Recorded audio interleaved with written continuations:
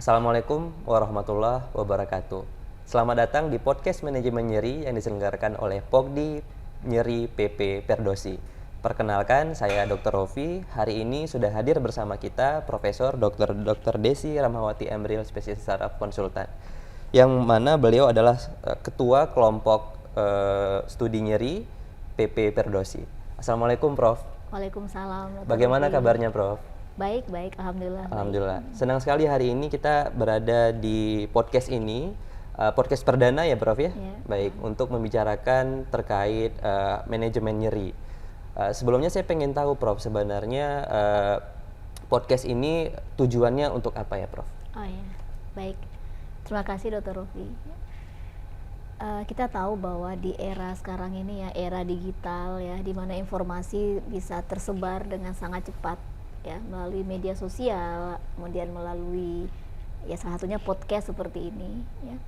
Makanya dari Pogdi Nyeri kita juga perlu untuk memberikan edukasi yang lebih mudah diakses oleh semua dokter-dokter, khususnya dokter spesialis saraf di Indonesia ini, sehingga nantinya tujuan kita tentang edukasi, peningkatan knowledge, dan yang paling penting juga bagaimana untuk meningkatkan kompetensi, bagaimana mengembangkan diri, dan juga tentang bagaimana sosialisasi perkembangan ilmu manajemen nyeri itu secara global bisa kita share dengan cepat dan juga bisa diakses dengan mudah oleh para dokter, khususnya dokter spesialis saraf di Indonesia.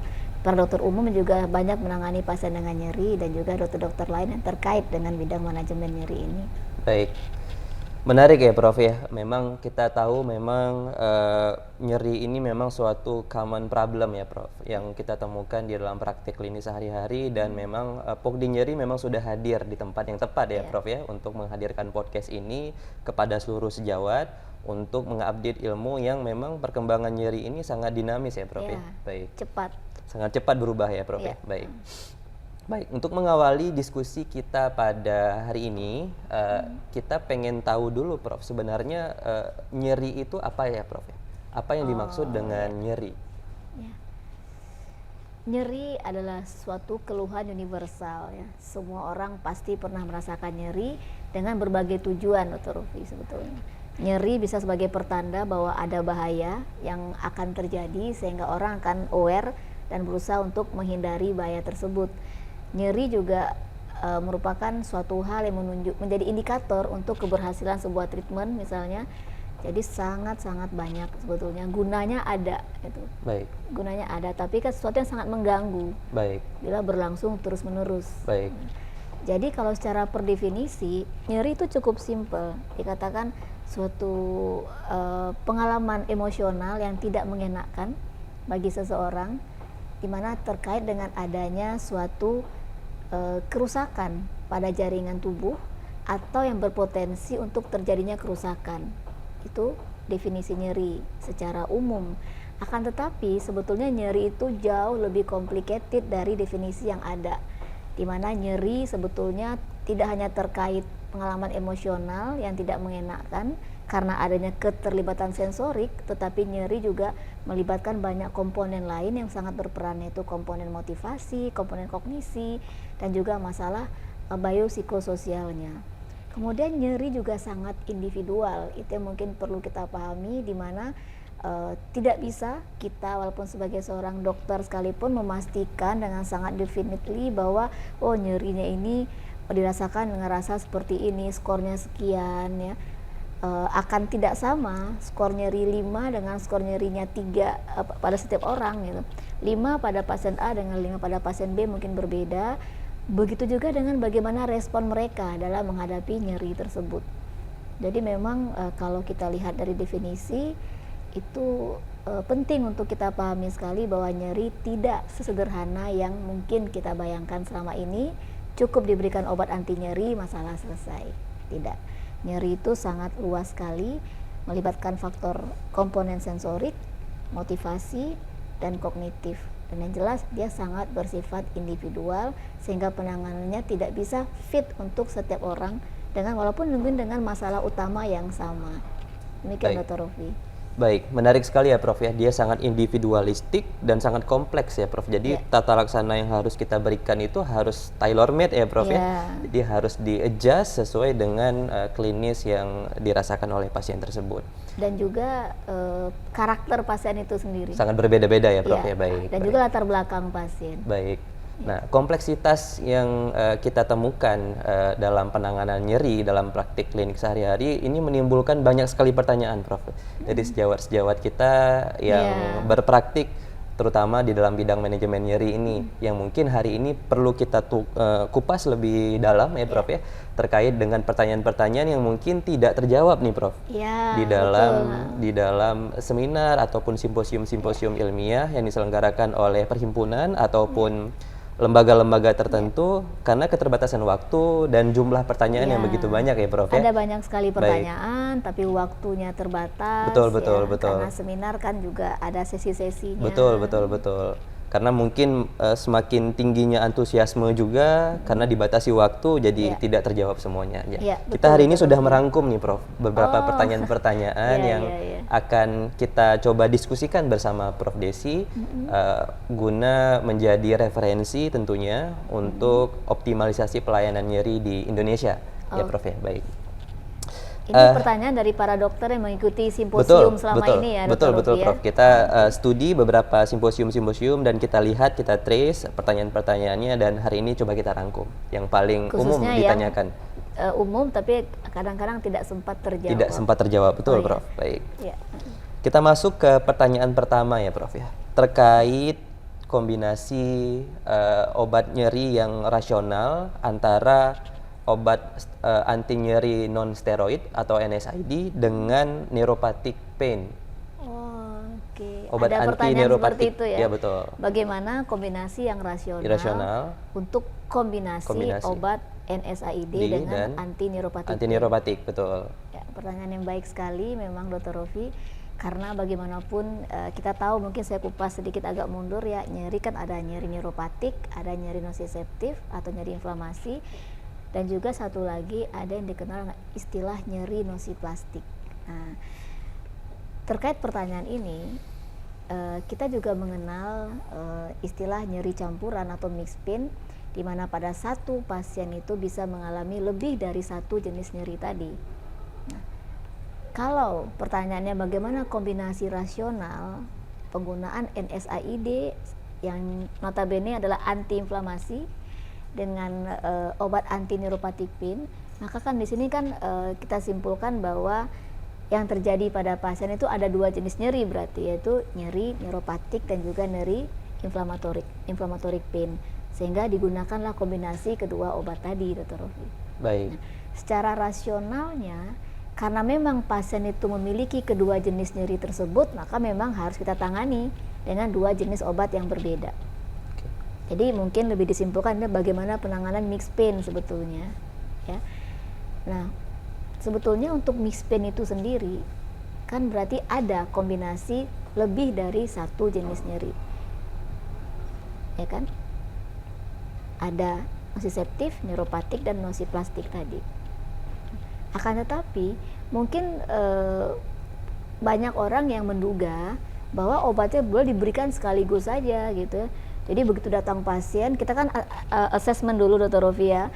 Oh, ini pasien ternyata memiliki komponen nyeri neuropatik dan nociceptif, maka kita putuskan untuk memberikan kombinasi obat tadi. Yang pertama, memang sudah tepat kita mendiagnosis, kemudian kita berikan obat yang sesuai. Ada dua obat yang kita berikan karena ada dua jenis nyeri yang dialami oleh pasien kita. Cuma jangan lupa pemberiannya tersebut harus juga dengan memikirkan waktunya. Jadi pertama baseline-nya, berapa sih skor nyerinya, apa jenis nyerinya, kemudian waktu terjadinya nyeri. Nah, secara rasionalnya kita boleh saja memberikan sekaligus, dikasih obatnya misalnya anti neuropatik pain-nya 2 kali 75 mg kalau kita memilih menggunakan pregabalin, dan anti inflamatoriknya kita menggunakan dosis mungkin 1 kali sehari ya untuk jenis NSAID tertentu. Nah, secara EBM-nya dibuktikan bahwa bisa saja kedua nyeri tidak terjadi sekaligus pada waktu bersamaan. Itu gunanya kita evaluasi 24 jam, Dr. Rofi. Jadi Baik. kita itu kalau ada pasien, kita akan evaluasi. Di waktu-waktu tertentu, pasien akan mengeluhkan nyeri yang agak sedikit bertambah, lebih, misalnya skornya 7, 6, atau 8, ya, antara sedang dengan berat, maka kita bisa mengevaluasi jenis nyeri apa yang terjadi pada pasien saat tersebut. Baik. Kita lihat mungkin ada kemungkinan ada dominan nyeri yang terjadi, bisa nociceptifnya yang dominan atau neuropatiknya yang dominan. Nah, pada kondisi demikian mungkin kita memilih untuk menggunakan anti nociceptif saja atau anti inflammatory pain saja yang kita gunakan, tanpa menggunakan yang anti neuropatik pain-nya. Jadi kan kita lebih efektif mengobati nyeri sesuai dengan berbasis waktu mana nyeri yang lebih dominan. Itu pertimbangan pertama kita. Boleh diberikan bersamaan atau diberikan pada waktu yang berbeda supaya optimal. Jadi kita tidak membuang-buang waktu dan menggunakan obat yang tidak perlu digunakan pada waktu tertentu. Itu rasionalnya seperti itu, Dr. Rofi. Boleh diberikan bersamaan kalau memang dibuktikan itu munculnya memang sepanjang waktu. Baik. Atau kita pilih ada obat-obatan yang kita berikan karena memang nyeri tersebut lebih dominan jenisnya, misalnya nociceptifnya lebih dominan atau neuropatiknya lebih dominan. Baik. Itu akan lebih efektif menghemat. Yang jelas dia lebih efektif, tepat sasaran, juga mengurangi pemberian obat yang tidak dibutuhkan pada waktu tertentu, dan yang pasti cost dan benefitnya akan jauh lebih baik dibandingkan kita berikan tanpa mengevaluasi sama sekali mana-mana saja nyeri yang muncul di waktu-waktu tertentu yang lebih dominan, sehingga pasien kita kok rasanya kok diberikan obat terlalu berlebihan padahal sebetulnya tidak dibutuhkan pada waktu-waktu tertentu. Baik, baik. Menarik sekali ya, Prof ya. Memang harus kuncinya evaluasi dulu ya, Prof ya, untuk rasionalisasi kombinasi kedua obat tersebut ya, Prof ya. Diberikan pada timing yang tepat untuk hasil pelayanan yang lebih optimal ya, Prof ya. Baik. Lebih efektif. Betul. Untuk apa kita berikan obat anti-inflamasi kalau pada saat itu tidak ada nyeri inflamasinya, justru yang dominan nyeri neuropatiknya gitu. Jadi kan kita memberikan obat harus tepat sasarannya, Dr. Robi. Betul, betul. Baik, baik, Prof. Menarik. Jadi memang kita tahu memang pain ini kan tidak sederhana ya, Prof ya. Sering sekali pasien-pasien itu merasakan nyeri yang berkepanjangan, Prof. Nah, bergerak ke pilihan-pilihan obat anti nyeri khususnya untuk anti neuropatik pain itu tadi Prof sebutkan ada suatu jenis obat pregabalin, Prof. Nah, apakah kita pertanyaannya yang sering juga ditanyakan ini adalah apakah pregabalin ini bisa digunakan dalam jangka waktu yang panjang, Prof? Itu pertanyaan yang sering juga ditanyakan, ya, Dr. Robi ya. Nah, dan berapa lama sih, Prof, rata-rata idealnya pregabalin ini digunakan atau diberikan kepada pasien dengan prolonged pain seperti itu, Prof? Chronic pain. Chronic pain, ya. Ya. Itu ada yang menanyakan ya, sering betul, itu ya. Betul, tapi tidak terkupas secara lebih panjang lebar karena waktu terbatas. Betul, ya. Prof. Chronic pain khususnya neuropatik pain. Pengobatannya kemungkinan memang tidak sebentar, Dr. Rofi. Karena chronic pain kalau kita kaitkan dengan neuropatik pain, berarti kan ada kerusakan saraf di sini. Baik. Kerusakan saraf, kemudian terjadi nyeri neuropatik. Ya. Kerusakan saraf, ada proses degenerasi pertamanya, kemudian terjadi proses regenerasi. Nah, pada kerusakan saraf atau lesi di saraf, regenerasi itu yang tidak sebaik jaringan yang lain. Kita tahu itu. Baik. Tidak sebaik jaringan yang lain, tidak seoptimal jaringan yang lain, malah sebagian besar itu dia gagal mencapai organ targetnya. Jadi yang terbentuk adalah neuroma dan sprouting. Nah, itulah sebetulnya mekanisme umum dari terjadinya neuropatik pain tadi, sehingga memang penggunaan obat yang utama memang anti neuropatik pain karena memang terbentuk kanal-kanal ion yang banyak sehingga terjadi hipereksitasi discharge pada pasien dengan nyeri neuropatik. Nah, prinsipnya adalah bila kita menggunakan anti neuropatik, kita memblok supaya tidak terbuka kanal ion tersebut. Jadi tidak dihantarkan nyeri ke otak sehingga tidak ada persepsi nyeri dalam hal ini. Baik. Jadi berbeda kerjanya dengan anti inflammatory pain sebetulnya.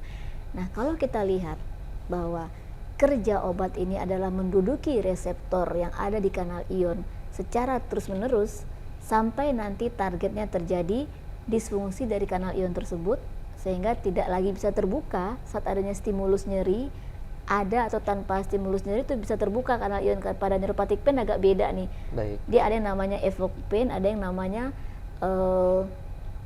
nyeri yang distimulus ya, evoke pain, dan ada yang spontaneous pain. Nah, pada neuropathic pain terjadi kedua-dua itu karena Baik. memang mekanismenya seperti yang saya jelaskan tadi, Dr. Rofi. Nah, kalau kita sudah tahu bahwa titik tangkap dari obat tersebut adalah untuk menduduki reseptor nyeri dalam jangka waktu sekian lama sehingga bisa menimbulkan disfungsi dari kanal ion, itu berarti tidak diberikan dalam jangka pendek memang. Baik. Mungkin bisa jadi minimal 1 bulan, Dr. Rofi, sampai memang betul-betul tidak bekerja dengan optimal lagi atau sudah terjadi disfungsi dari kanal ion tersebut. Jadi kita bisa berikan 1-2 bulan bahkan lebih. Baik. Kenapa Berkaitan- bisa lebih dari itu? Nah, mekanisme nyeri neuropati kan tergantung ke etiologinya gitu. Kalau hanya injury, ya sarafnya putus atau mengalami kerusakan, tidak ada lagi tidak ada kontinuitas dari masalahnya, itu mungkin kita beri 1-2 bulan selesai. Baik. Tapi kita tahu bahwa neuropathic pain itu terjadi pada pasien dengan LBP. LBP masalahnya masih ada di situ.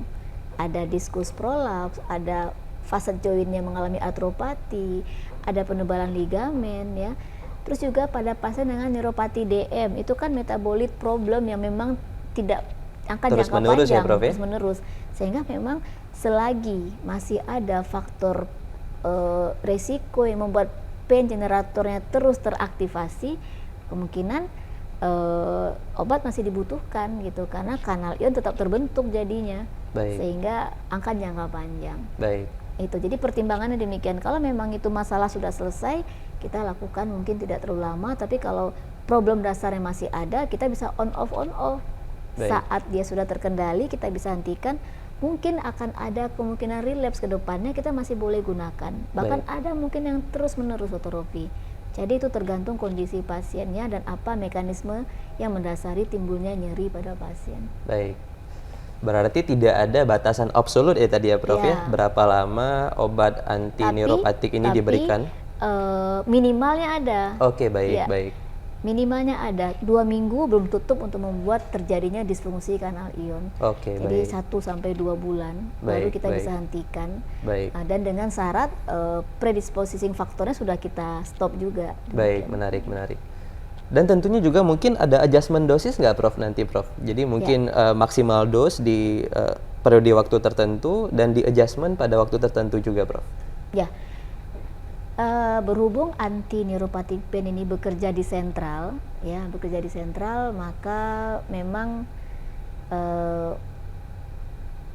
butuh waktu adaptasi, karena kita tahu obat yang bekerja di sentral itu efek sampingnya juga sentral. Baik. Bisa muncul dizziness, muncul perasaan mengantuk, ya, muncul mual, sampai mungkin ada muntah, kemudian juga faktor efek samping lainnya yang sebetulnya pada sebagian besar pasien itu sifatnya bisa ditoleransi. Artinya pasien akan menjalani proses adaptasi sehingga akhirnya obat bisa digunakan sampai dosis yang optimal. Makanya kebijakan dalam penggunaan anti neuropathic pain itu diberikan bertahap, dititrasi. Baik.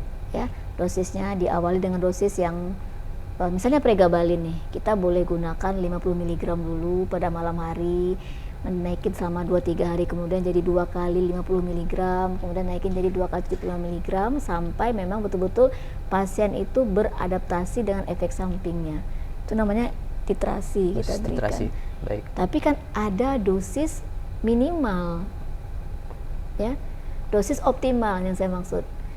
Optimalnya kalau untuk pregabalin contohnya adalah 150 mg per hari. Per hari. Itu bervariasi. Baik. Di bawah itu mungkin tidak akan optimal, tapi harus pada dosis sedemikian, atau boleh kita naikkan. Tergantung nanti mekanisme nyeri pada pasien dan juga pasien itu sendiri, Dr. Rofi. Baik. Gitu. Ya, dosis optimalnya harus kita capai Baik. dulu nih. Jangan sampai nih kan terjadi banyak ya, Dr. Rofi, ya, pada dokter-dokter yang mungkin agak sedikit khawatir dengan efek samping yang terjadi. Itu para mungkin sejak dokter itu memberikan dosis yang suboptimal jadinya. Baik. Tidak, Betul, tetap betul. walaupun ada efek sampingnya, kita berikan pelan-pelan sampai tercapai dosis optimal, baru kemudian kita teruskan sampai jangka waktu tertentu. Untuk kemudian kita kalau sudah tertangani, kita akan pelan-pelan juga menurunkannya, baru kita nanti hentikan obat tersebut. Baik. Yang Menarik, penting Prof. capai dosis optimalnya, teruskan, kemudian baru nanti kalau sudah pada waktunya boleh kita hentikan, tapi dengan cara yang sama, diturunkan juga pelan-pelan seperti untuk mencegah efek withdrawal dari penggunaan obat jangka panjang. Baik. Ya, semoga sejawat sekalian sudah cukup menjawab ya pertanyaan-pertanyaan yang paling lazim kita temukan di dalam praktik klinik sehari-hari, di mana dosis harus dititrasi dan digunakan pada jangka waktu tertentu dan sampai batas yang benar-benar dibutuhkan oleh pasien tersebut. Ya. Jadi aman digunakan untuk jangka panjang. Ya. Demikian ya Prof ya, baik. Nah, berikutnya ada pertanyaan lanjutan nih Prof, terkait penggunaan obat. Jadi memang kita tahu banyak sekali modalitas Prof ya dalam tata laksana nyeri ini. Dan saat kita bertemu dengan pasien yang punya riwayat alergi obat anti nyeri Prof. Demikian. Nah, bagaimana sih seorang klinisi memandang hal tersebut dan melakukan atau mengambil tindakan yang bijak untuk memberikan terapi yang tepat pada pasien-pasien yang alergi terhadap anti nyeri tersebut, Prof? Ya, memang suatu hal yang menjadi concern para dokter ya. Ada pasti Baik. pasien yang memang alergi, intolerable, mengalami reaksi hipersensitivitas dengan obat yang kita berikan. Baik. Dan lazimnya pada obat-obat anti nyeri itu kan ada antiinflamasi, ada anti neuropathic pain ya, itu yang sering kita gunakan. Memang sebagian pasien ada, walaupun tidak besar angkanya.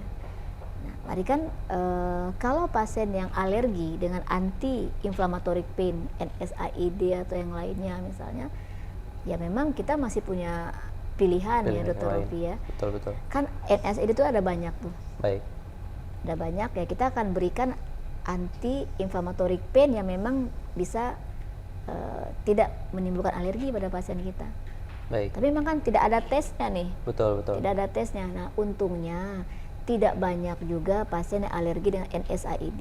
Jadi mungkin tidak perlu inform consent untuk memberikan obat. Baik. Itu tidak banyak angkanya, tapi memang ada pasti edukasi ibu kalau ada keluhan-keluhan seperti ini, ibu stop obatnya, ibu kembali ke saya.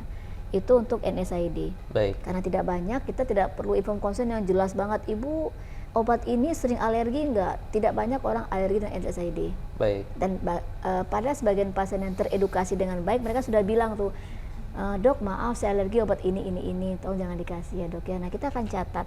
Baik. Tapi bagian tidak memberikan informasi tersebut, kemungkinan alergi kan ada saja, tapi kan kecil. Itu yang pertama. Jadi jangan takut memberikan obat, tapi dengan edukasi, kalau ada keluhan itu dia harus kembali. Itu untuk NSAID.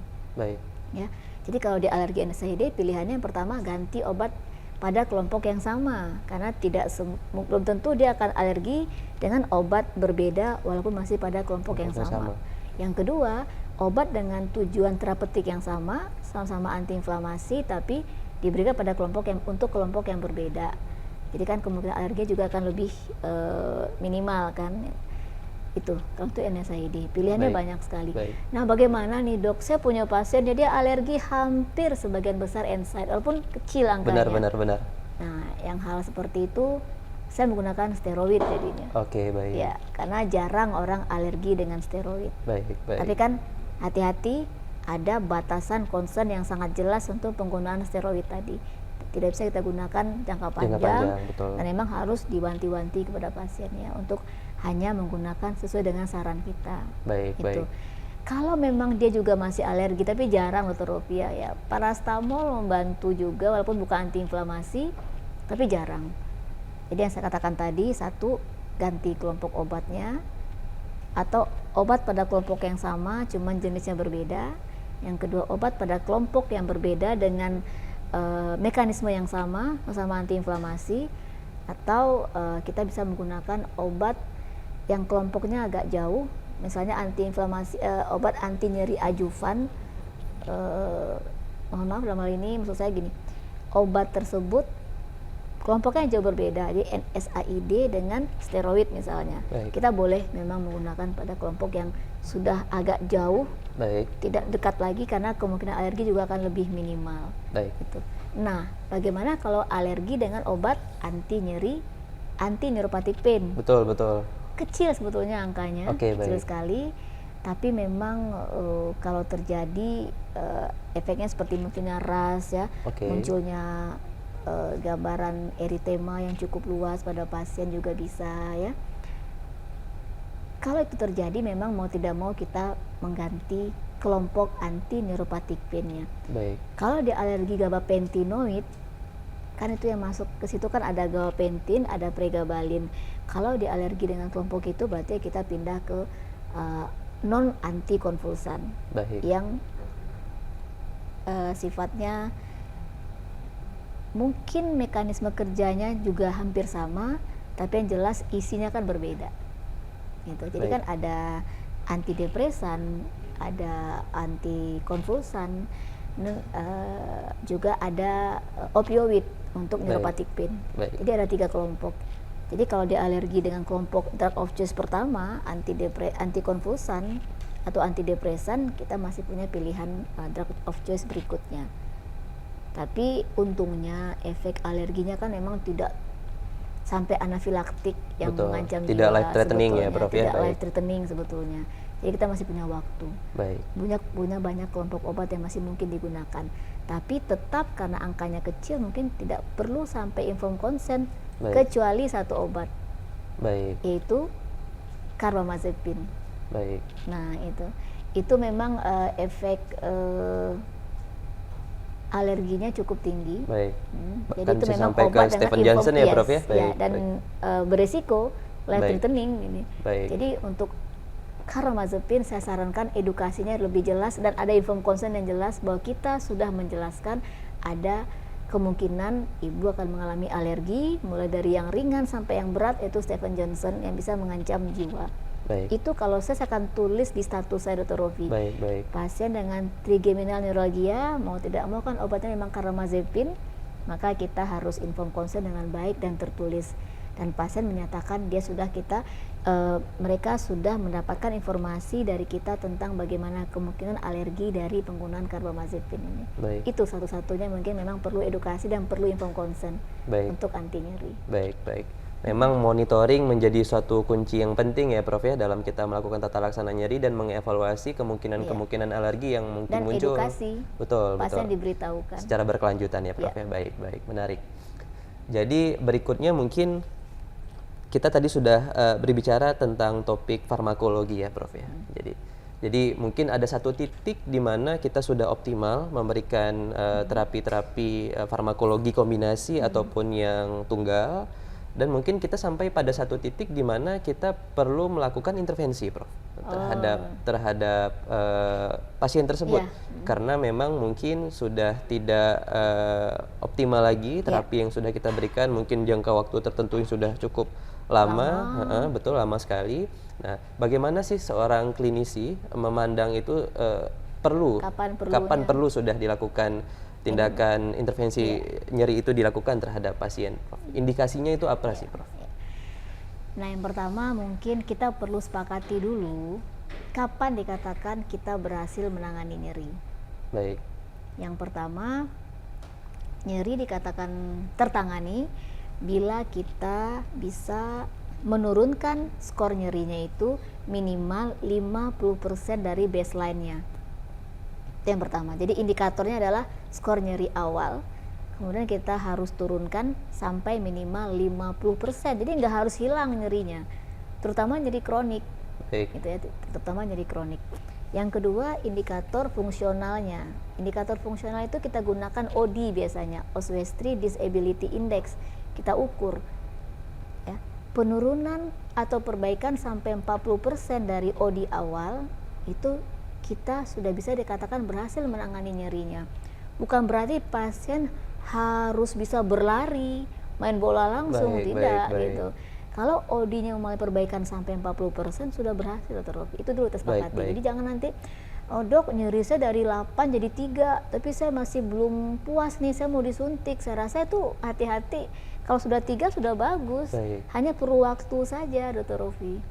Nah itu dulu, sepakati dulu itu kapan kita dikatakan berhasil. Yang pertama indikatornya skor nyeri, baseline-nya, dari baseline-nya kita turunkan sampai 50%, itu kalau bisa berarti kita sudah dianggap berhasil menangani nyeri. Yang kedua, baseline dari OD-nya, fungsional pasiennya sendiri, Oswestry Disability Index-nya. Kalau turun sampai 40% berarti itu sudah dikatakan berhasil. Tidak perlu kita harus ujuk-ujuk cepat-cepat intervensi nyeri kalau sudah mencapai itu. Sabar, kita tunggu pada masanya itu nyeri akan resolve dengan sendirinya karena ada edukasi, ada penggunaan obat yang optimal dan juga ada lifestyle yang diperbaiki sehingga tidak terjadi kekambuhan.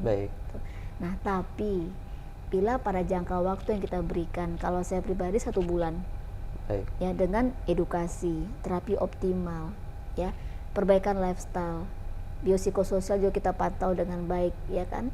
Tapi nyeri tidak berkurang lebih dari 50% dan juga OD-nya juga tidak menurun lebih dari 40%, itulah tempat atau waktu di mana kita bisa memikirkan, mempertimbangkan untuk merefer pasien guna mendapatkan terapi minimal invasif, yaitu penyuntikan contohnya. Baik itu secara non guiding ataupun dengan guiding. Nah, di neurologi kita mengerjakan itu. Mulai dari terapi yang non intervensi, yang konvensional menggunakan medikamentosa, sampai kemudian kita pertimbangkan untuk mengerjakan tindakan minimal invasif yang sifatnya bisa penyuntikan, dan bisa banyak sekali terapi intervensi yang sudah berkembang sekarang. Mulai dari terapi yang sifatnya anti-inflamatorik, anti nyeri biasa, sampai yang regeneratif medicine sudah kita kerjakan. Berarti kuncinya harus tahu 2 kondisi keberhasilan tersebut dulu ya Prof ya. Baru kita berlanjut ke step yang berikutnya ya Prof. Kalau gagal, baru kita pertimbangkan untuk tindakan berikutnya. Intervensi. Baik. Walaupun mohon maaf, ada memang masanya itu pasien sudah menjalani treatment sudah cukup lama dengan dokter lain misalnya. Ke kita itu sudah optimal ini semuanya. Mungkin ke kitanya langsung intervensi itu juga boleh, tapi ada histori yang sudah jelas. Atau memang terus terang Dr. Rofi, ada beberapa jenis nyeri yang memang tidak akan optimal dengan obat. Biasanya sifatnya kronik, sudah lama, sudah ada kekakuan, sudah ada atrofi. Nah itu memang kita pertimbangkan, kalau ke kita pada fase tersebut sudah harus langsung dilakukan tindakan intervensi nyeri yang sifatnya minimal invasif tadi. Umumnya kasus-kasus referal ya Prof ya, dari sejawat-sejawat, dan sudah ada deformitas, kekakuan. Nah itu memang mungkin langsung kita pertimbangkan untuk tindakan minimal invasif atau intervensi nyeri. Baik. Tadi Prof juga menyebutkan berat kondisi tersebut ya Prof ya, terkait keputusan untuk kita melakukan tindakan intervensi nyeri. Nah, bagaimana nih, ada juga pertanyaan yang paling sering ditanyakan dalam seminar-seminar itu, bagaimana kita melakukan tata laksana kepada intractable pain pada neuropathic pain Prof. Nah, ini mungkin berkaitan ya Prof dengan keputusan kita melakukan prosedur intervensi tadi dengan intractable pain ini Prof. Apa yang harus kita lakukan ya Prof dalam praktik klinis sehari-hari? Intractable pain itu istilah digunakan untuk pasien-pasien yang memang sulit tertangani nyerinya. Nah, pada pasien intractable pain ya, khususnya yang chronic pain, yang jelas yang paling pertama kita lakukan, pastikan apakah itu ada kemungkinan red flag-nya. Ya, cancer pain itu bisa kita golongkan intractable pain sebetulnya. Ya, nyeri dikasih obat optimal tapi kok terus-terusan ada. Ternyata ada mekanisme mendasarinya yang lebih berbahaya. Gitu. Jadi red flag singkirkan dulu, Dr. Lufi. Karena itu mengancam jiwa dan mengancam fungsi, kan seperti itu. Kemudian kalau memang ini bukan red flag, atau kalau ini red flag berarti beda tindakan kita. Apakah itu karena infeksi, apakah karena keganasan atau trauma, itu sudah kita exclude pasiennya dan harus ada penanganan yang lebih spesifik untuk pasien tersebut. Itu dulu, singkirkan, bukan red flag. Jadi hati-hati nih, pasien intractable pain kita terapi, terus nggak taunya ada faktor yang lebih mengancam jiwa, bisa keganasan, bisa infeksi. Misalnya pada TB itu sering ya, pada pasien dengan spondilitis TB gitu. Itu kan tidak boleh kita anggap intractable terus tuh. Betul. Itu yang penting ya. Itu jelas, itu satu. Jadi yang aman kita anggap sebagai intractable pain karena yang sifatnya green flag atau bendera hijau itu adalah nyeri karena degenerasi misalnya, atau nyeri karena repetitive injury yang kronik tapi mikro. Nah itu mungkin dianggap masih aman, kita anggap ini memang intractable pain karena mekanismenya sebetulnya tidak berbahaya, tapi penanganan kita yang mungkin masih belum sesuai karena kita tidak melihat kondisi-kondisi spesifik pada pasien tersebut. Nah, gitu. Nah, contohnya pasien dengan low back pain sudah berbulan-bulan dengan keluhan nyeri, kita sudah berikan obat, terapi sudah kita lakukan secara sampai intervensi yang paling canggih kita kerjakan, misalnya edukasi juga mungkin sudah optimal, fisioterapi juga sudah bagus, lifestyle juga sudah diperbaiki, tapi ini kok masih intractable kan gitu. Nah jangan lupa bahwa nyeri dibangun oleh 3 komponen, sensorik, motivasi, dan kognitif. Nah itu yang memang menjadi perhatian kita gitu. Kalau kita memberikan obat, melakukan tindakan intervensi, itu fisioterapi itu yang kita target sensoriknya, Dr. Rofi, ya sensoriknya. Tapi kalau ada pasien kita datang dengan chronic pain, kita berikan obat, bagus nih pasiennya ya, langsung skor nyeri turun dari 8 jadi 2 misalnya. Sedangkan kita tahu chronic pain itu ada 3 komponen yang membangunnya, sensorik, motivasi, dan kognitif. Itu berarti pasien itu mampu mengencourage secara mandiri 2 komponen tadi, motivasi dan kognitif. Dia mampu adjust sendiri, mampu mengencourage sendiri. Diberikan obat hasilnya bagus sekali. Nah kalau ada pasien kita yang sudah kita anggap oh ini degenerative pain, kronik dan tidak bersifat red flag, tapi kok semuanya sudah optimal, tidak ada perbaikan yang kita harapkan yang signifikan, coba kita lihat komponen yang 2 tadi, motivasi dan kognitif. Sebagian orang memiliki malmotivasi, ya motivasi yang salah, tanpa disadari mungkin malah dia ingin mempertahankan nyerinya karena ada semacam tanda kutip, bukan dia inginkan ya, bukan dia create ya. Kalau create itu namanya yellow flag. Orang yang menjadikan nyeri untuk mencari kompensasi. Tapi ada juga pasien kita karena motivasinya tanpa dia sadari memang membuat dia bertahan dengan nyerinya. Misalnya orang-orang, misalnya maaf ini ada pekerja yang memang dapat dispensasi untuk cuti berlama-lama, tapi dia tidak ingin sebetulnya, cuma dia merasa enak juga ya saya dengan istirahat sekian lama. Tapi kalau kita beritahukan bahwa itu motivasi yang salah sehingga akan menghambat perbaikan nyerinya, dia akan tahu oh saya juga nggak mau seperti ini. Maka dia akan merubah motivasinya. Juga ada mungkin pada kalangan anak muda mungkin yang kurang perhatian, dengan dia mengalami sakit yang dengan klinis nyeri itu akan ada perhatian lebih, tanpa disadari dia akan mempertahankan keluhan itu. Nah itu motivasi yang kita harus perbaiki, harus kita tahu. Tapi kalau ada bapak 35 tahun nyeri tapi anaknya 5, itu kita kasih obat mungkin 5 hari dia sembuh karena motivasinya saya harus cepat sembuh karena saya masih bekerja. Itu berpengaruh. Yang kedua tuh kognitif, pandangan, cara pandang pasien terhadap nyerinya. Kalau dia yakin bahwa nyerinya itu akan, mohon maaf, membuat dia meninggal atau paling tidak lumpuh, kehilangan fungsi normalnya, dia akan ketakutan sehingga itu membuat nyeri malah makin susah ditangani. Muncul kecemasan ya, Prof. Ya. Jadi secara kognitif mungkin dia memandang nyeri ini betul-betul membuat dia akan tidak bertahan hidup, akan ditinggalkan orang banyak, akan kehilangan lingkungan sosialnya.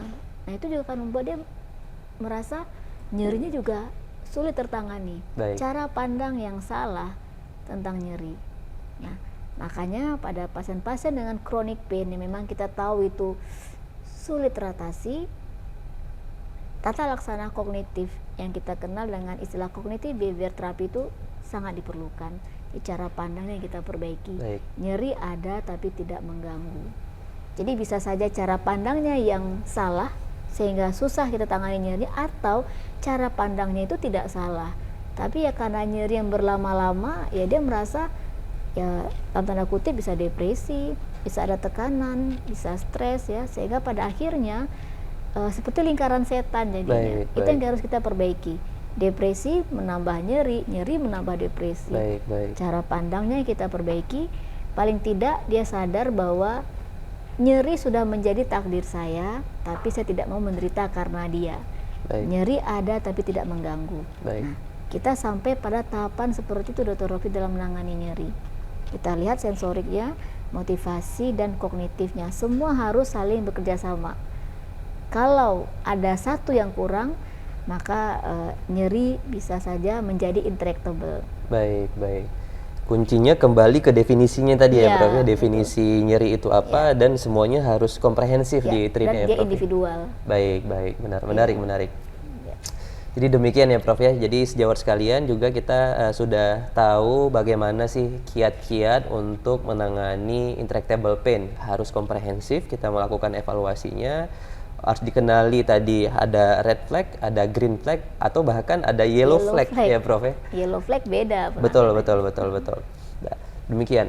Jadi memang Prof, tadi memang kita sudah tahu beberapa pertanyaan-pertanyaan klinis ya, Prof, yang mungkin sering muncul dalam pertemuan-pertemuan ataupun pagelaran-pagelaran ilmiah.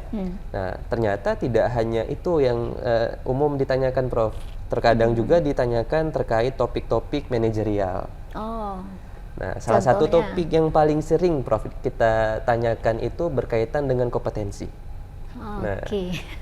Menarik kompetensi, Iya. Prof. Jadi sebenarnya bagaimana sih, Prof, kompetensi neurologi ini dalam melakukan tata laksana nyeri, Prof? Ya. Ya, untuk kompetensi sebetulnya neurologi adalah salah satu bidang ilmu yang kompeten untuk menangani nyeri. Baik. Ya, itu bisa kita lihat dari kurikulum yang dibuat dalam selama proses pendidikan program SP1. Itu ada kurikulum manajemen nyerinya.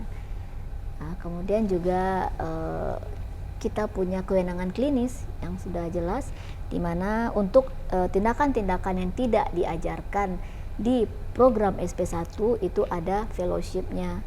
Kemudian kan juga ada tahapan-tahapan yang mesti dilewati untuk mendapatkan STRKT yang diawali dengan SKT oleh Kolegium Neurologi Indonesia. Baik. Yang diresmikan yang disahkan lagi nanti oleh adanya STRKT yang dikeluarkan oleh KKI.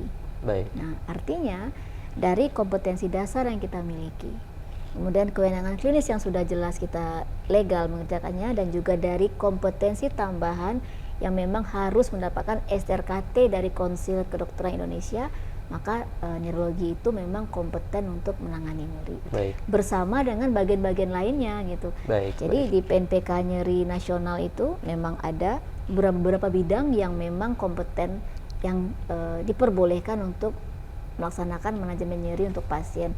Ada neurologi, ada anestesi, ada rehab medik, ada bedah ortopedi, dan ada bedah saraf, serta yang punya juga pendidikan SP2-nya itu reumatologi kalau penyakit dalam. Baik, baik. Nah, jadi ya bidang-bidang tersebut boleh, tapi neurologi dengan adanya kompetensi tersebut, baik itu dasar maupun tambahan, itu kompeten mengerjakan manajemen nyeri, baik yang medikamentosa sampai dengan yang Intervensional. intervensi. Baik, memang sudah di set kurikulumnya dari awal Ya. sampai tambahan tadi ya, Prof, ya, Dan untuk tambahan bisa. ada jalur tersendiri. Baik, baik, baik. Dan Mungkin itu memang tercantum kolegium dalam- sudah membuat regulasi yang Ya, baik ya untuk ya, itu ya, Prof, ya, betul. yang membuat neurologi itu sangat berkompeten Ya, untuk melakukan manajemen nyeri ya, Ya, Prof, ya. mulai Baik. dari assessment sampai ke tindakan tata laksana medikamentosa maupun intervensi atau minimal invasif. Baik. Termasuk intervensi lainnya sampai ke CBT dan semua itu. Baik, baik. Terima kasih, Prof. Pertanyaan manajerial kedua nih, Prof, yang paling sering juga ditanyakan berkaitan dengan jaminan. Oh Oke, iya. kita tahu Indonesia itu sudah menerapkan jaminan kesehatan nasional, Prof, sejak tahun 2014, dan ini prosesnya sangat dinamis, Prof. Jadi mulai dari penerapan hingga aplikasi, di mana kita ketahui banyak mungkin problem-problem yang kita sebagai seorang klinisi temukan di lapangan, mulai dari pertama keterbatasan pilihan obat, terus kemudian klaim yang mungkin terkadang belum disetujui oleh si evaluatornya, oleh BPJS, untuk bisa diklaim sebagai suatu tindakan yang di cover oleh badan penyelenggaranya, yaitu BPJS. Bagaimana tanggapan, Prof? Ya, kalau untuk keterbatasan obat itu baik dari Perdosi sendiri itu sudah selalu setiap tahunnya berusaha untuk mengembangkan lagi keleluasaan seorang spesialis saraf dalam menggunakan obat-obat anti nyeri. Alhamdulillah pada tahun ini sudah semakin banyak obat yang bisa kita gunakan, ya, obat anti nyeri baik itu anti inflamasi maupun anti neuropatipin, termasuk pregabalin juga sudah masuk dalam formularium nasional kita, Dr. Rofi. Oke, baik, baik. Jadi itu kan memang perjuangan yang selalu kita lakukan, ya, bersama-sama dengan perhimpunan yang lain. Obatan juga sudah sangat luas kok sekarang kita boleh gunakan. Baik. Sedangkan untuk klaim, khususnya mungkin klaim itu yang Dr. Rofi maksud untuk yang intervensi, ya. Iya, baik. Ya, kalau untuk klaim itu regulasinya sudah ada. Jadi di BPJS sendiri, kalau itu memang kompetensi kita sebagai seorang neurolog, kita akan bisa untuk klaim kita akan disetujui, Dr. Rofi. Contohnya tindakan intervensi nyeri secara blind, injeksi lutut, injeksi bahu, carpal tunnel syndrome tanpa guiding, itu adalah kompetensi dasarnya seorang neurolog. Maka bila mungkin ada di daerah tertentu atau rumah sakit tertentu masih menanyakan tentang kompetensi kita cukup menunjukkan bahwa kita punya kompetensi dasar, ada buku kompetensinya. Dan yang jangan lupa, kewenangan klinis, clinical privilege kita itu di rumah sakit juga harus ada, disetujui oleh ketua komite medik dan oleh direktur rumah sakit. Dokter itu yang paling mendasarkan kewenangan klinisnya di rumah sakit dia sebetulnya. Kalau itu ada, dia boleh mengerjakan. Even misalnya dia punya STRKT, dia punya ijazah, dia punya kompetensi secara pendidikan, tapi kalau yang bersangkutan tidak membuat kewenangan klinis di rumah sakitnya yang disetujui, yang ditandatangani oleh komite medik dan direktur, dia nggak kompeten jadinya. Betul. Jangan lupa, jadi mulai dari pendidikan sampai pelayanan juga harus sinkron. Punya ijazah sebagai neurolog, punya kompetensi, punya STR utama, punya STRKT tambahan, tapi kewenangan klinis di rumah sakitnya dia nggak ada, itu dia belum kompeten, jadinya tidak sah. Kompeten tapi belum legal.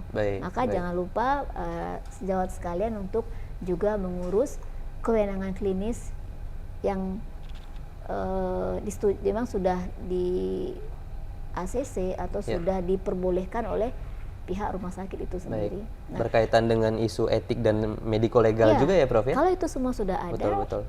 BPJS pasti akan memenuhi kok klaim kita, tapi itu dipenuhi dulu gitu.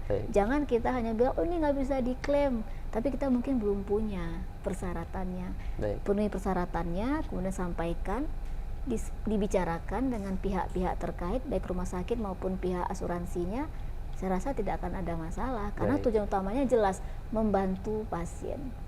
Pasien nyeri sangat banyak, Dr. Rofi. Tidak mungkin 1-2 dokter saja menanganinya di Indonesia ini. Ada 270 juta lebih penduduk Indonesia. Dokternya nggak sampai, mungkin 1/100-nya nggak sampai. Jadi buat kita, dokternya kompeten, keilmuannya diakui, jelas secara legal, itu dia boleh kerjakan siapapun orangnya, asal memenuhi standar itu semua. Dan kalau masalah klaim, insya Allah ya akan dibayar, tapi bicarakan baik-baik. Dan boleh presentasi, sampaikan saya sudah penuhi semua ini loh skill saya, ini bukti-buktinya. Saya rasa gagal klaim itu sangat minimal. Ini hanya masalah bagaimana kita menginformasikan dan mengkomunikasikan tentang kompetensi kita. Dan jangan lupa, sebab dokter itu kan long life study. Betul. Jadi tetap ilmu ditambah, dikembangkan. Dr. Rofi juga sudah mengatakan PEN sangat dinamis sekali keilmuannya. Jadi tidak hanya berhenti di punya SRKT kita sudah cukup, karena akan ada evaluasi setiap 4 tahunan untuk SRKT yang dimiliki, dan termasuk evaluasi untuk STR yang sudah kita punya. Baik. Menarik sekali ya Prof ya, memang kebijakan ini memang umumnya datangnya terlambat ya Prof dibandingkan evidence base. Jadi kita mungkin ada evidence base, mungkin akan diikuti dengan kebijakan-kebijakan yang mungkin baru akan diterapkan pada waktu tertentu oleh itulah fungsinya perhimpunan. Perhimpunan, betul. Perhimpunan itu fungsinya di situ kalau menurut saya ya. Perdosi ya dalam hal ini, kita juga kelompok studi nyeri itu selalu berupaya mengupdate segala sesuatunya terkait satu kompetensi, menyangkut keilmuan, yang kedua legalitas kompetensi kita. Baik.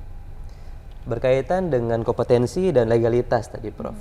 Jadi kita menemukan kasus-kasus nyeri ini tidak langsung referral ke spesialistik Prof. Boleh, karena dokter umum juga berwenang. Betul. Nah, berkaitan sama dokter umum, menarik Prof. Jadi kita mungkin sering juga menemukan kasus-kasus ini mungkin datang ke layanan primer yang mungkin kita tidak ketahui itu suatu misalnya neuropathic pain. Nah, bagaimana nih Prof edukasi yang baik kita berikan kepada sejawat di layanan primer untuk mendeteksi apa yang dimaksud dengan neuropathic pain? Apa sih tanda-tandanya jika itu neuropathic pain, dan apa langkah awal yang harus dilakukan oleh sejawat dokter di layanan primer, Prof? Sebetulnya dalam SKDI kita tuh 4A, Dr. Rofi. Baik. Nyeri itu 4A. 4A. Jadi semua dokter umum wajib tahu apa itu neuropathic pain. Nah, tapi mungkin kurikulum ya kan namanya juga beda tempat, beda center pendidikan, dan juga beda yang mendapatkan ilmunya gitu. Baik. Itu saja sebetulnya. Jadi harusnya mereka sangat kompeten. Akan tetapi Dr. Rofi benar, mungkin tidak semua dokter umum juga dalam tanda kutip terpenuhi standar pengetahuan tentang nyeri. Makanya memang kita dari POGDI itu sering membuat RTD yang dikhususkan untuk dokter umum, Dr. Rofi. Dan sekarang malah karena salah satu hikmah pandemi ada webinar online, ya workshop online itu lebih murah, berbiaya tidak terlalu tinggi, dan bisa diakses lebih mudah oleh para dokter-dokter yang ada di seluruh Indonesia. Nah, itu juga menjadi salah satu target kita dari POGDI Nyeri, membuat program edukasi yang seluas-luasnya, termasuk podcast ini ya, Prof, ya, menarik. Orang bisa akses webinar, podcast, media sosial, Instagram, Facebook, dan lain-lainnya itu. Tapi terus terang kalau kami POGDI Nyeri menargetkan lebih ke sesama dokter dulu, baik spesialis maupun dokter umum. Tidak menargetkan edukasi kepada orang awam, lebih kepada bagaimana para dokter baik di dokter umum maupun yang dokter spesial itu kompeten betul dalam menangani nyeri, dengan segala dinamika yang ada. Mungkin walaupun tadi Prof sampaikan bahwasannya ini ditujukan spesifik untuk para dokter, sejawat dokter semuanya, tapi saya merasa tergelitik untuk bertanya ini, Prof. Boleh ya, Prof ya? Jadi pertanyaannya sederhana sekali memang, Prof. Ini memang common problem juga di dalam praktik klinis sehari-hari. Kita temukan itu masyarakat atau pasien itu yang datang dengan keluhan kesemutan seperti tersetrum. Ini umumnya dipersepsikan sebagai suatu kolesterol, Prof. Iya, kelainan kolesterol. Dia datang dengan self-diagnose, saya kolesterol. Gitu, betul. Ini bagaimana, Prof? Kita melihat ini, dan juga ini mungkin bisa menjadi insight baru juga untuk publik dan khususnya kita dokter, ya Prof. Ya. Terus terang tidak hanya publik ini. Baik. Dokter juga kadang-kadang sering mispersepsi, ya mungkin karena terlalu banyak pasien, ya buru-buru, oh iya karena kolesterol diperiksa mungkin. Saya rasa semua dokter tahu bahwa kebas itu jauh lah dari dislipidemia sebetulnya. Ya. Kebas itu keluhan neurologi, berarti ada masalah di saraf. Ya, tapi kalau dia kebas karena stroke, ya karena ada faktor risiko lainnya dislipidemia, mungkin ada hubungannya gitu. Tapi kalau nyeri, kesetrum, kebas itu mungkin secara harus saya sampaikan bahwa tidak ada hubungan dengan kolesterol tinggi sebetulnya. Itu lebih ke masalah neurologi, sarafnya kebas, nyeri. Orang merasakan nyeri karena ada saraf yang terstimulasi, baik itu sifatnya inflamatorik ataupun yang neuropathic pain-nya. Jadi jangan langsung memeriksa kolesterol terus kebingungan nih pasiennya, Prof, kolesterol saya bagus, kok saya kebas, kok saya nyeri, karena memang hubungannya tidak sedekat itu ya. Saya memang tidak enak untuk mengatakan tidak ada hubungan, tapi memang jauh sebetulnya dengan keluhan kolesterol tinggi. Jadi itu banyak, betul tuh Rofi. Orang menghubungkan nyeri, kebas, kesetrum, kayak kesemutan atau kayak disiram cabai itu dengan kolesterol tinggi, itu banyak sekali. Mungkin hampir rata-rata pasien menganggap itu yang bertanggung jawab kolesterolnya. Jadi begitu nanti terbukti tidak tinggi, pasiennya malah bingung, kenapa nih? Karena memang sebetulnya tidak ada hubungannya. Itu tugas kita, Dr. Rofi, mengedukasi bahwa kalau keluhan saraf itu ini loh, keluhan kolesterol tinggi ini. Nah, mungkin ada yang agak-agak tumpang tindih, tapi itu kecil angkanya. Ketelitian menjadi kunci utama ya, Prof, untuk kita mengevaluasi. Sebetulnya lebih ke memang tidak ada hubungannya sebetulnya, tidak ada hubungannya. Kalaupun ada tuh ya kalau pada level yang kesekian mungkin bisa dihubung-hubungkan sebetulnya. Tapi kalau ada pasien dengan keluhan nyeri, kebas, kesetrum itu yang kita periksa bukan kolesterol sebetulnya. Tapi kita evaluasi, kita cari justru mekanisme lain yang lebih mungkin. Yang jelas hubungannya dengan sarafnya. Kalau ada kolesterol tinggi, saya akan bilang ke pasien saya, tapi kan tinggi nih Prof kolesterol saya. Iya, tapi Bapak sakit bukan karena sakit Bapak yang nyeri, kebas, kesetrum bukan karena tinggi kolesterolnya. Kebetulan saat kita periksa secara, kita lakukan general check up, ketemu kolesterol tinggi, kita obati. Tapi jangan nanti pasiennya bilang, saya sudah diberikan obat kolesterol, berarti nggak perlu obat yang lain, yang nggak hilang juga nyerinya. Karena bukan kolesterol tinggi yang menimbulkan nyeri pada pasien kita, bukan kolesterol tinggi. Harus tahu patofisiologinya ya, Prof ya, bagaimana reaksi tidaknya pasien tahu bukan karena itu. Dan dokter juga jangan menghubungkan kolesterol tinggi dengan nyeri dan kebas, itu yang saya maksud. Ada sebagian kecil mungkin yang masih, tapi saya rasa itu jadi ya mungkin kalau kita singgung pada hari ini tepat sekali ya, udah seperti mitos sebetulnya. Ya itu mitos yang kita usahakan untuk kita edukasi selalu bahwa itu tidak berhubungan. Demikian ya Prof ya. Jadi kita hari ini sudah banyak sekali mengupas topik-topik yang tidak terjawab di dalam seminar-seminar ataupun simposium-simposium ilmiah. Semoga terjawab mungkin singkat waktunya, jadi tidak tuntas. Betul. Atau mungkin tidak tersinggung sama sekali karena banyak yang bertanya atau waktu yang sempit, atau ya bisa jadi memang karena point of view-nya tidak sama gitu. Jadi ada beda persepsi dalam menanggapi pertanyaan tersebut, maka pada podcast ini kita kupas secara lebih mendalam ya Prof ya. Tapi lebih ringan. Karena ini podcast. Jadi saya tidak bicara keilmuan, saya tidak bicara natrium, kalsium, channel, tidak. Persepsi saya ya dalam konsep sebuah edukasi via podcast mungkin kita lebih bicara general, tapi sebetulnya intinya sama. Bagaimana supaya tersampaikan edukasi yang tepat, baik itu mengenai knowledge, skill, dan juga kompetensi. Semoga juga bisa menjawab rasa penasaran sejawat-sejawat yang belum terjawab pertanyaannya di dalam pagelaran ilmiah tersebut ya Prof ya. Nanti kedepannya akan ada podcast berikutnya ya tentang apa yang mungkin lebih spesifik, banyak menjadi kontroversi. Betul. Ya. Kita kupas mitos-mitos yang lain ya Prof, banyak sekali di dalam nyeri ini. Ya, lebih ke awam tapi tidak apa-apa. Kita Rofi sudah menyelip-nyelipkannya dalam podcast kita yang memang ada sinkronisasinya sebetulnya. Ya. Itu baik sekali. Baik. Senang sekali hari ini kita banyak sekali mendapatkan pengetahuan dan pengalaman baru dari Prof Desi. Semoga pertanyaan-pertanyaan yang mungkin belum terjawab tadi bisa menambah wawasan juga bagi sejawat sekalian yang menonton podcast ini ya Prof ya. Dan kita berharap Prof Desi juga nanti bisa hadir di podcast-podcast yang berikutnya ya Prof ya. Mungkin nanti para ketua Pokdi Nyeri cabang Dr. Oke, baik. Jadi kita akan juga mengundang para ketua Pokdi Nyeri cabang untuk menyampaikan edukasinya di podcast Pokdi Nyeri PP Perdosi. Baik. Kita tunggu seri berikutnya berarti ya Prof ya. Baik. Ini seri pertama. Permulaan kita memulai untuk mengembangkan syiar manajemen nyeri Neuropain Indonesia. Baik. Demikian nih Prof. Desi, atas waktunya saya mengucapkan terima kasih banyak nih Sama-sama, Prof. Dr. Rofi, ya.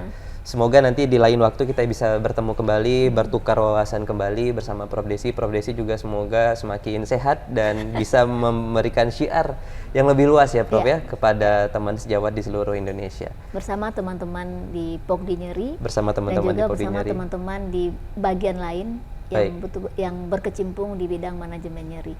Kolaborasi adalah hal terbaik Dr. Rofi, makanya ke depan kita akan makin kembangkan lagi edukasi yang baik, yang sifatnya mungkin kita juga menerapkan multidisiplin tata laksana nyeri sesuai dengan PNPK nyeri yang sudah ada saat ini. Baik. Terima kasih Prof. Desi. Kita tutup pertemuan kita hari ini. Sejawat sekalian, terima kasih untuk podcast kita di manajemen nyeri hari ini. Semoga kita bisa bertemu kembali di podcast berikutnya. Salam Pogdi Nyeri Indonesia. Assalamualaikum warahmatullahi wabarakatuh. Waalaikumsalam.